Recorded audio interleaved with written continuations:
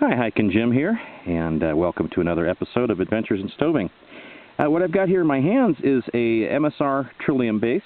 This is a base intended for use with snow, and it's a three-part base, and you basically just rotate it out and put each of the petals of the Trillium is a flower, each of the petals into approximately 120-degree angles from the other petals, and then you can set your stove on it. The older XGK stoves are going to fit on these tabs here. The older Whisper Lights that have the wire legs, and all of the classic Whisper Lights, are going to slide their legs over here. The new Whisper Light Universal, if you have the newest version of the Trillium base, is going to fit into these kind of funny looking shaped holes. The older Trillium bases just have round holes. They're all good. What we've got today is the...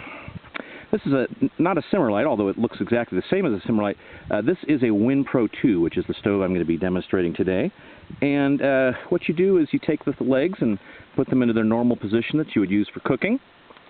And you're going to have to use a little bit of elbow grease, but you're going to have to find the hole right there, that hole. And just below the funny shaped holes. You're going to take the tab, see that tab right there, that's on the foot, slide it into one of the holes. Same thing with this one, and usually what I found is it seems like it helps if you start with the lowest of the petals first. So the lowest petal looks like the bottom petal is this one here. So I'm going to slide that in there.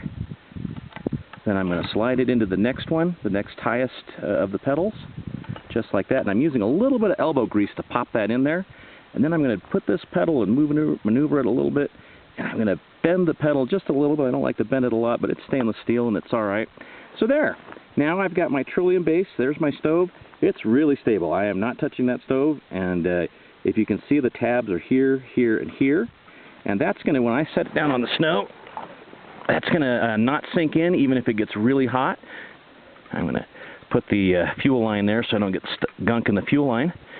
And there you have it. There's the Trillium base on the snow, and that stove is not going to sink in even when it gets hot. And that's how it's done. Okay?